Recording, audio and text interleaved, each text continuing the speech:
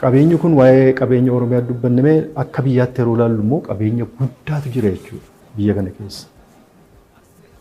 Kanaaf inni kun keessumaa immoo abbaan dhimmaa inni guddaan uummatichi kan hubachuu danda'u irra jiraata. Kan hundatuu qabnuutu kadhattuu taane. Kana hundatuu qabnuutu waan daakuu nuu kennanuuf akka barbaadan micciiruu barbaadu. Yaanni jedhu hubatamuu qaba. Inni guddaan uummatichis akka kana hubatee mootummaa wajjin hiriiree gahee isaa akka bahudha. Amma Baalee keessatti maaliif soofumaritti hojiin jalqabame? Maaliif daandiin hojjetama? Maaliif Baalee misoomsinu jechaa jirra? Nagaan misoomaaf murteessaadha. Tokko kan Baaleen akka nagaa ta'u godhe uummata. Uummati warra qawwee kaasanii nageenya isaa jeeqanu sana akkan sochoone waan godheef gahee isaa waan baheef. Kun iddoo hundumatti Oromiyaa hunda keessatti hojiirra ooluu qaba jedhee ilaala.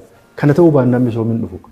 Sadarbarraa dadhabinaa ta'uu cimina ta'uu sarraa baratamee har'a immoo yeroo sadarkaa olaanaatti hojjetamuu jalqabu immoo sunis ka'umsa ta'uu qaba.